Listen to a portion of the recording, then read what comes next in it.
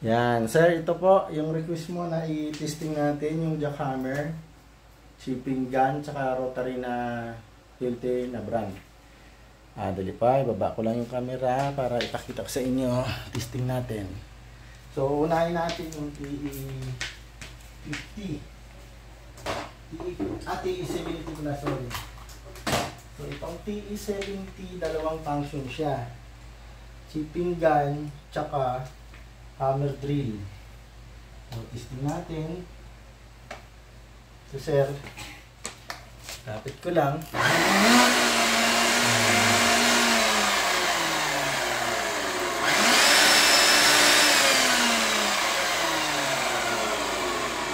Yun yung shipping gun function niya. So, ito, ikot mo lang to para naman sa rotor. Ang dalawa pala yung ano niya, high end, yung yan. Ito yung rotor niya. Napapansin ko po umiikot yung dulo. Yan. So, pwede yan balahan ng mga 18mm tsaka mahabang bala kung mayroon kayong malayong dudugtong na bala o mga sa bato. Ito yung gandang gamitin.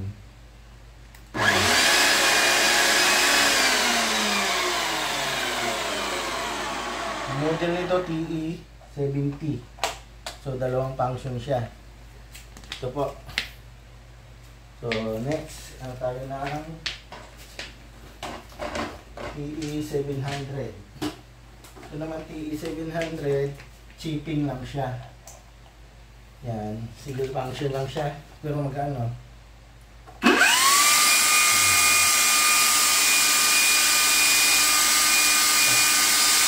At natin. Okay.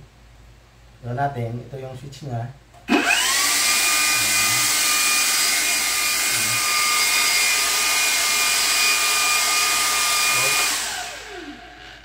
Yan, TE700. So next, meron tayong TE2000. Ito naman jackhammer to. Ayan. Malaki siya. 2,100 watts EBR. Type, ayan o. 2,000. TE2000. To start natin. Makita ito. Yung mabigat lang.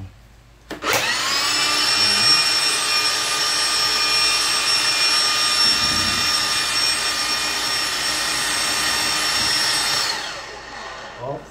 Yan. On.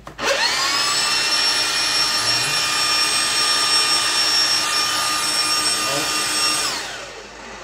Yan. T2000. Yan. Dalawang unit yung available po dito. Ayan, isa. Meron pa dito isa. Ayan. So, TE2000 dalawa. Isang TE700. Isang TE70. Meron din akong TE50. Kailangan wala dito na sa shop. Tsaka, ano pa ba ang nandun? Ang TE70 ko, 4 pa yung available. Mayroon pa pala ako isa TE1000. Jackhammer din. Nasa shop lang. So, sige. Na lang, i-post ko to, tapos PM na lang sa may gusto. Usapan na natin yung price. Kami naman, ano naman, madali lang naman kami kausap. Kasi kami hindi naman namin ginagamit lahat ng mga tools na to. So, okay na yung nabiling sa amin para magamit nyo. Mapakinabangan nyo pa. Okay? Maraming salamat. Bye-bye!